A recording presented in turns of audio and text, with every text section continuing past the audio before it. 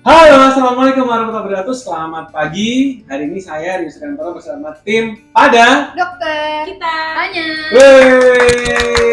Oke, jadi saya tuh seneng banget. Saya tuh seneng banget karena ternyata feedback yang datang ke sosial media teman-teman PDKT ini pada dokter kita tanya itu sangat banyak dan pertanyaan-pertanyaan itu banyak banget. Dan pada hari ini kita itu ingin membahas tentang Q&A yang datang kepada kami semua. Nah, pada hari ini kita akan membahas mungkin 3 atau 4 pertanyaan aja yang berhubungan dengan karang gigi. Kenapa? Karena this is the best thing, right? Betul. So, buat teman-teman yang sudah bertanya melalui sosial media, thank you very much. Dan pada hari ini kita akan membahas dari dua aja ya, jadi dari akunnya Wan dan akunnya Dokter Muti, di mana ternyata feedbacknya banyak banget. Banyak banget Keren sampai banget. kita pilih yang menurut kita itu yang terbaik untuk pertanyaannya, oke? Sama yang banyak ditanya kali ya. Benar, yang Jadi- pertanyaan banyak ditanyain dan ya insya Allah sih akan berguna ya buat teman-teman ya. benar. Jadi, Kaget. Kaget kan lu ya? Kaget. Jadi- sendiri nih dokter. jadi kita akan mulai dengan pertanyaan pertama. Apa itu? Oke, jadi kemarin kan kita bahas tentang karang gigi dikit kan ya dok. Betul. Nah, dan penting banget untuk ngebersihin itu gitu. Iya, Apalagi kan mau puasa kemarin. Itu. Nah, ada pertanyaan nih, dok, kalau karang gigi dibiarin bahaya nggak? Nah, kita kemarin belum bahas sih emang bahayanya tuh apa gitu. Oh, ini kita belum bahas ya? Kita belum bahas ya. Iya. Kita belum deep dive into karang gigi nih dok. Baik. Bahayanya Kalau karang nih. gigi kalau karang gigi dibiarin bahaya apa enggak? Ternyata banyak juga ya. Banyak. Oke, Hmm. langsung aja dijawab sama tunggu dulu. Ini pertanyaan datang ke Dokter Mutia kan? Iya. Kalau gitu yang jawab Dokter Dia dulu deh. Apa ya? Oke, pertanyaannya adalah apakah karang gigi kalau Dibiarin dibiarin bahaya? bahaya atau enggak? Jawabannya adalah bahaya. Kenapa? Soalnya karang gigi itu sendiri, sebenarnya ini udah sempet dibahas tapi dikit banget sih dok, bahwa karang gigi itu terdiri dari bakteri-bakteri yang bertumpuk dan mereka tuh sebenarnya bakteri-bakteri mati, terus bertumpuk gitu.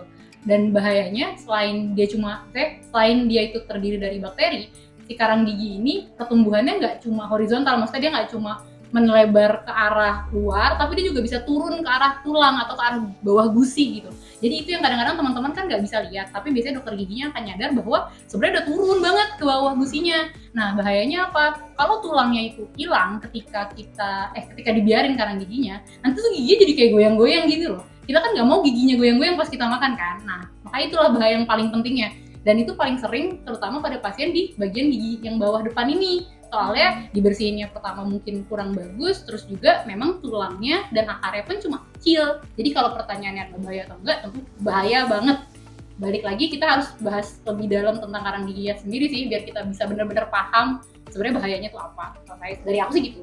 Jadi gimana dari dokter Mutia Ya, Oke. sekarang Boleh. yang, Oke, boleh. yang ditanya? yang ditanya langsung. Oke. Jadi kalau karang gigi dibiarin bahaya atau enggak? Jawabannya bahaya banget, pakai banget, Banget. gitu. Kenapa? Karena karang gigi itu tadi kan disebut banyak bakterinya ya. Jadi karang gigi ini tuh dia nempelnya itu ada di permukaan gigi kita dan dia itu bisa meluas sampai ke akar gigi kita. Nah, si karang gigi ini dia itu bisa bikin gusi kita ini juga radang, namanya gingivitis. Nah, ciri-cirinya mungkin dulu udah sempat kesebut ya dok, kayak gusinya berdarah segala macam. Nah, gingivitis ini kan radang gusi ya. Gusi itu di bawahnya ada tulang teman-teman. Dan si karang ini tadi kan bisa sampai ke bawah ya, sampai ke bawah gusi, gitu. Dia nempel di akar.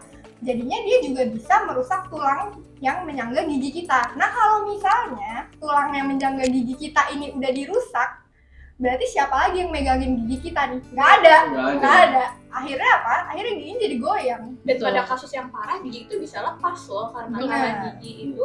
Jadi jangan sampai hanya karena karang gigi yang idealnya tuh sangat mudah dibersihkan dengan scaling, tapi malah merusak gigi kita yang sangat parah. Jadi parah banget. Mungkin bahkan bisa sampai gigi hilang, lepas. Mengerikan ya? Mengerikan. Mau nambahin lagi boleh dok? Boleh. Yang paling silakan. penting bahwa laju pertumbuhan ya, laju nempelnya itu karang gigi atau perbanyakannya karang gigi itu nggak sama di semua orang.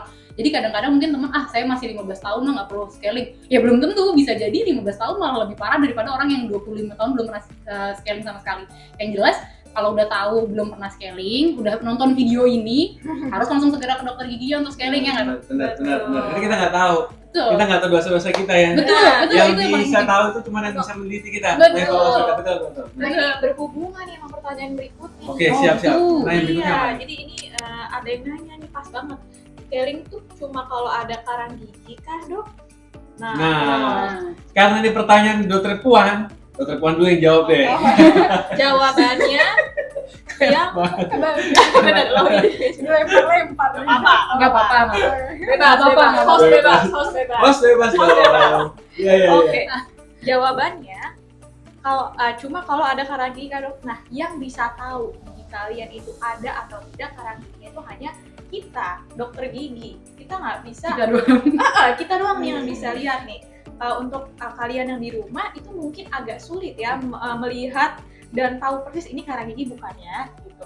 Jadi yang bisa menentukan itu adalah kita. Jadi awalnya perlu check up dulu nih ke dokter. Kita nggak akan langsung bilang oh ini harus scaling, enggak. Tapi kita harus lihat dulu nih gitu. Jadi dan yang scaling itu bukan hanya karang gigi yang kita bersihkan gitu ya. Ada plak, sisa makanan dan stain itu juga harus kita bersihkan melalui proses scaling itu sendiri.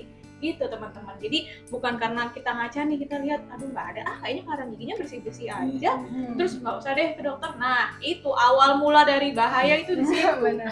Iya. Nanti kalau misalnya pengen tahu tentang karang gigi bisa ke IG-nya Dokter Boleh.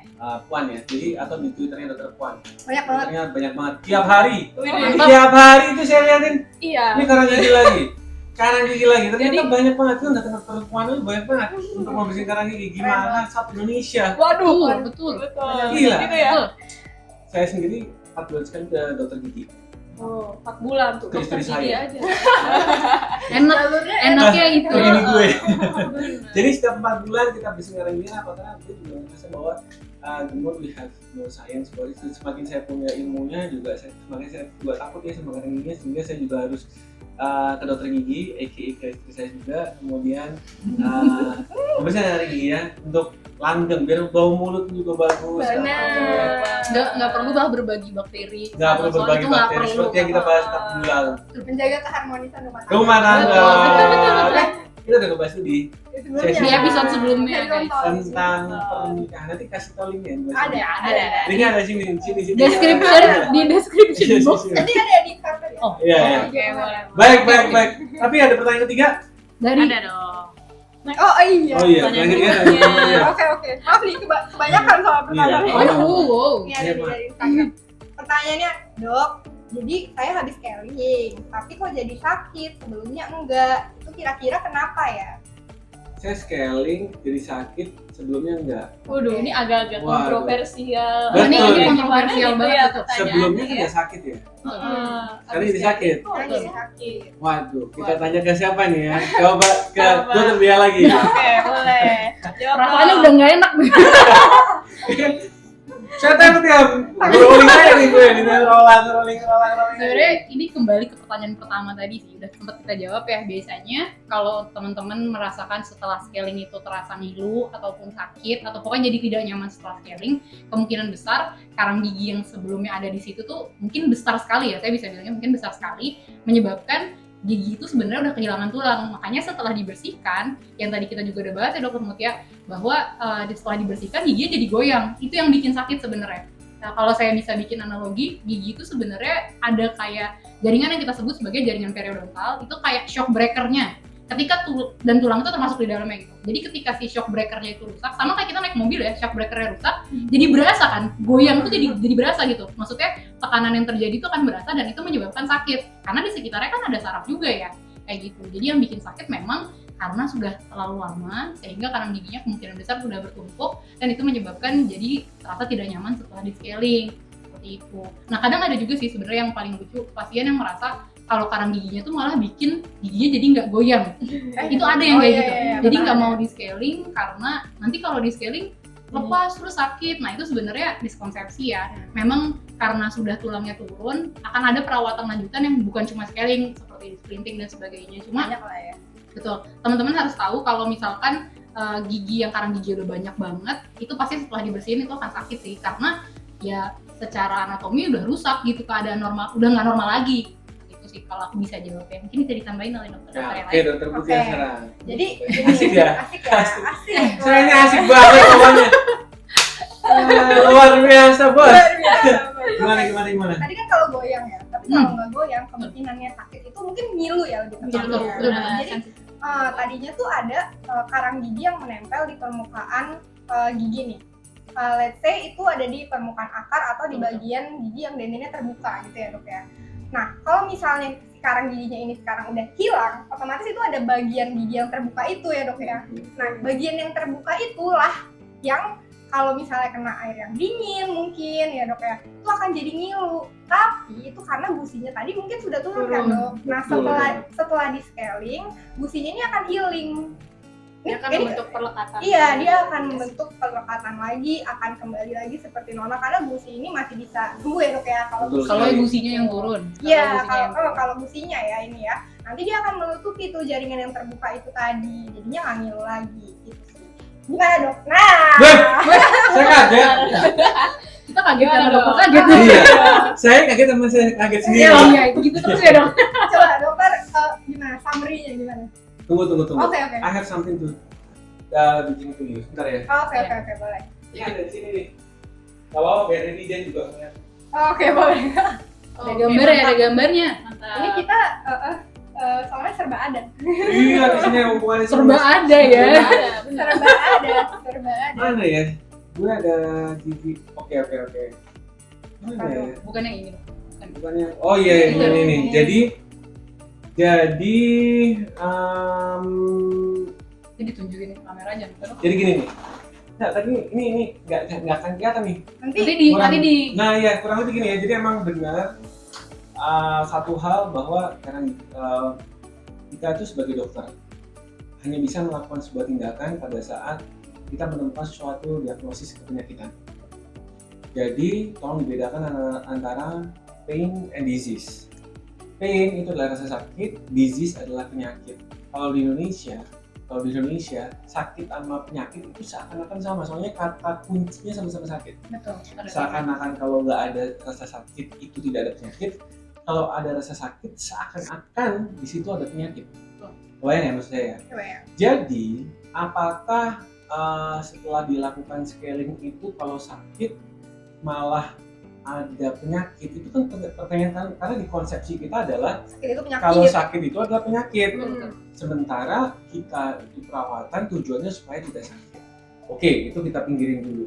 Terus- supaya tidak ada penyakit. Itu yang ada penyakit. Jadi kita pinggirin dulu. Jadi sebenarnya apa? Kalau tadi kesimpulannya adalah ternyata kita itu mau melakukan sebuah tindakan screening itu karena kita ada menemukan sebuah diagnosis penyakitan, bisa itu adalah kelainan pada jaringan periodontal. Penyakit pada jaringan periodontal. Dari itu samping odonto gigi, periodontal itu samping gigi. Oke. Nah, sekitar gigi itu ada tulang sama ada gusi, bawahnya ada spentum, gitu ya kurang lebih. Nah sekarang gimana yang ke satu lagi adalah tadi shock breaker tadi yang kasih sama dokter ya. Terus pada saat ada kuman nempel sama gigi, di situ kuman itu akan terakumulasi di situ.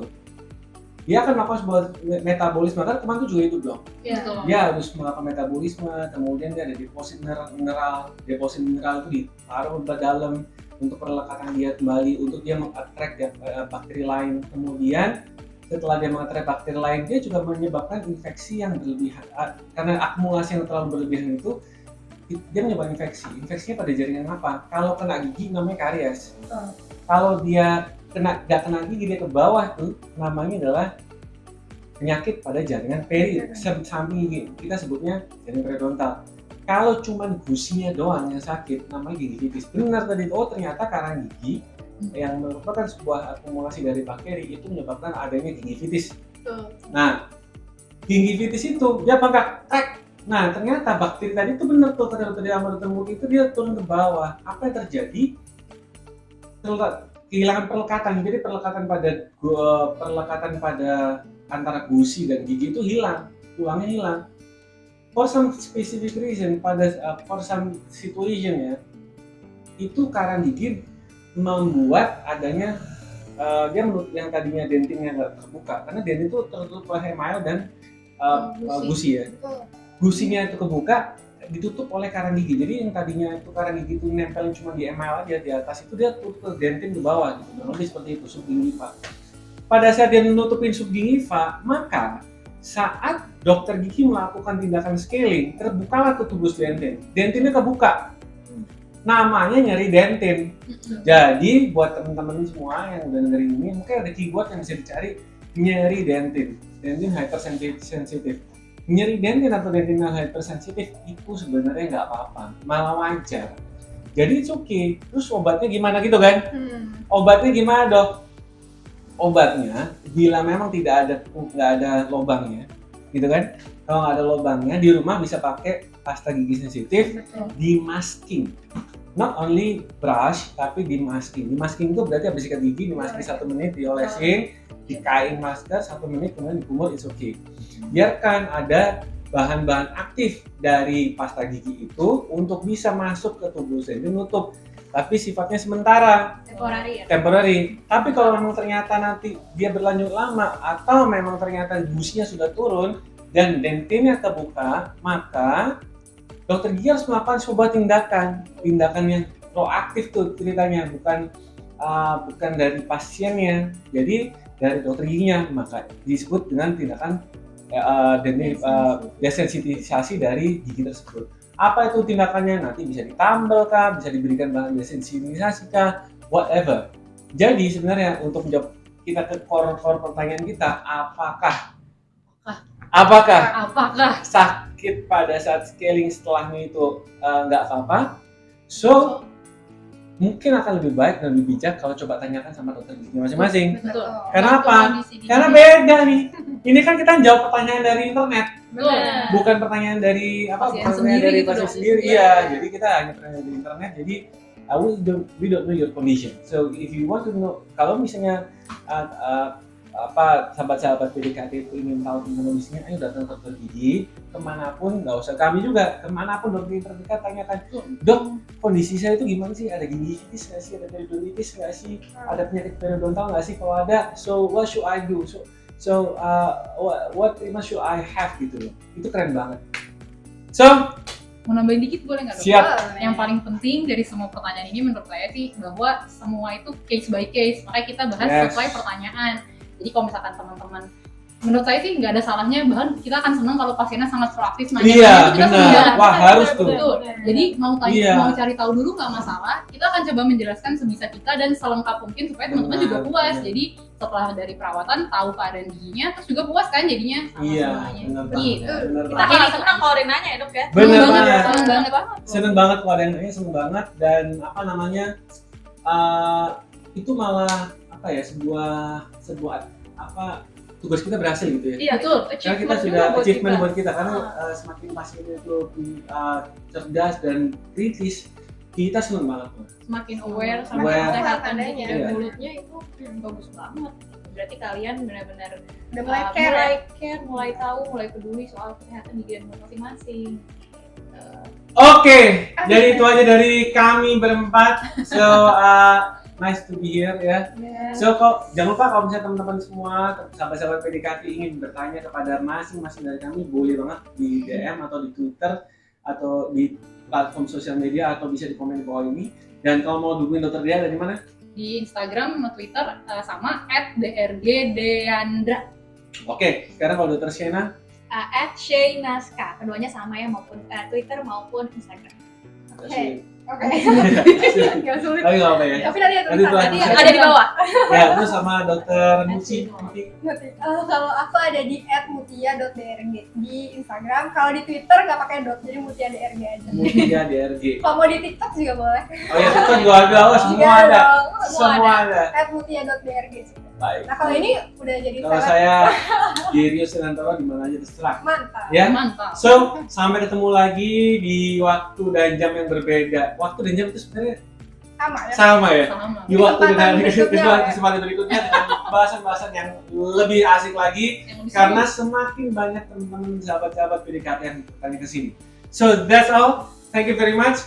Sampai ketemu lagi minggu depan bersama kami semua di Pada. Dokter. Kita Tanya. Bye bye. Assalamualaikum warahmatullahi wabarakatuh.